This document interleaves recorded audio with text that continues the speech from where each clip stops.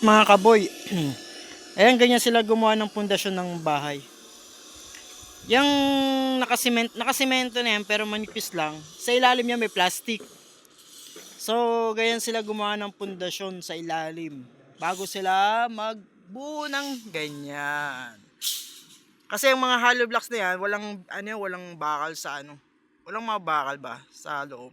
Hindi katulad sa atin. May mga bakal-bakal.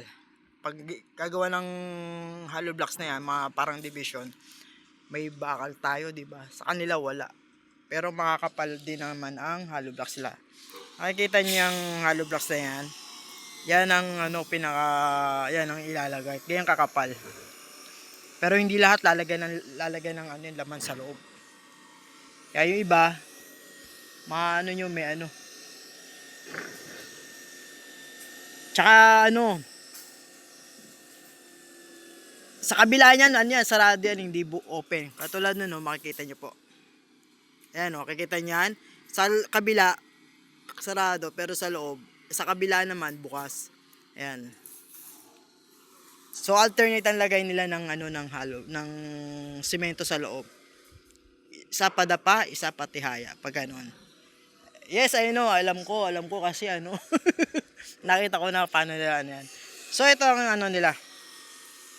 I think 2 weeks na nila tong ganun din kabilis ang nila. Pero yan kahit mainit, talagang nandiyan sila, bilad sila sa araw. Apat lang silang gumawa niyan. Apat lang sila. Yan. Apat lang silang gumawa ng mga yan. Yan. So, ganyan kabilis. Mga 2 weeks na to. 2 weeks na. 2 weeks na nilang binuo to. Yan. Ayan sila paano. Tsaka yung may mga mark na yan, doon na nila tinayo kung saan italagay ang foundation o biga o haligi yan. Mga haligi. Yan, ganyan karami yung haligi sa ilalim. Yan. So ayan, patapos na, may mga may mga kumuha na. Kaya ibang decoration iba yung bintana sa kabila. Kasi yan ang gusto nung may-ari.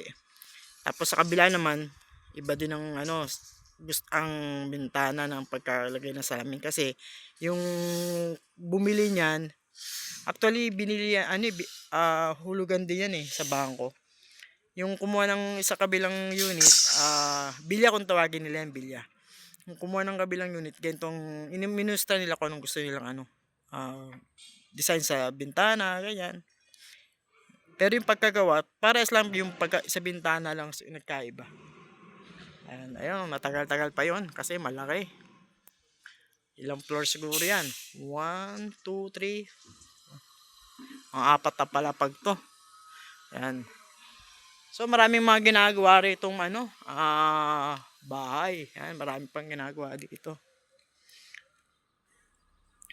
Ayun dun lang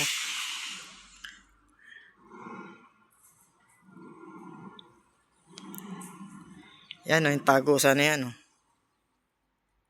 Yan dun. Yan, may ginagawa din dyan. Saka yan, ginagawa pa yan. Yung bahay na yan, tsaka yung katabi niyan. Ginagawa. May mga underground dyan. Ito may underground to. Ayan, may underground yan. Yan. Yung ibang kasi rito may mga pool itong bahay na to. Itong bahay na to may pool yan. Yan yung may pool yan. Yung puti na yan ang pool yan. Pero yung ibang ang pool nila sa sa ilalim sa underground yan. Tanggal ko may sinampay.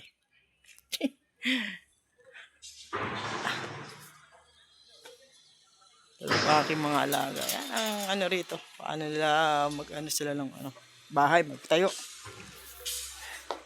Ganyan kalalim yung pundasyon sa ilalim. Yan, ganyan kailalim.